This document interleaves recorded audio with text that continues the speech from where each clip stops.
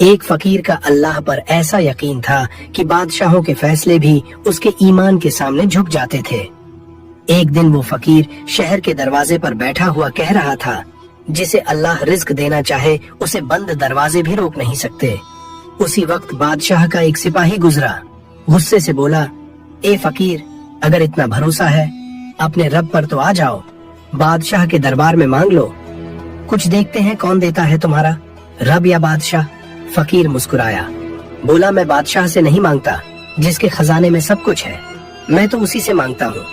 سپاہی نے مذاق میں بادشاہ کو خبر دی۔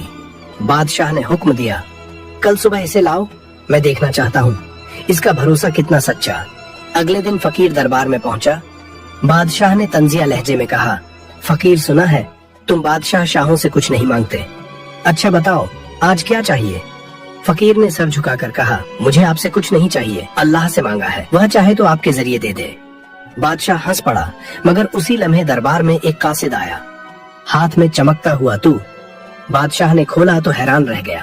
بادشاہ ایک خراسان کا خط تھا جس میں لکھا تھا، اس فقیر کو ہم نے اپنی زمینوں سے سونا اور اناج بھیج دیا ہے، کیونکہ کل رات خواب میں حکم ہوا کہ میرے بندے کا رزق تمہارے ہاتھ سے پہنچاؤ۔ بادشاہ کا چہرہ بدل گیا، وہ فقیر کے قدموں میں جھک گیا اور بولا، واقعی جس کا اللہ پر یقین ہو دنیا خود اس کے قدموں میں آتی ہے، جس نے لوگوں سے امید توڑ کر اللہ سے جوڑ لی، اسے اللہ ایسے راستے سے نوازتا ہے جس کا وہ خود تصور بھی نہیں کر سکتا۔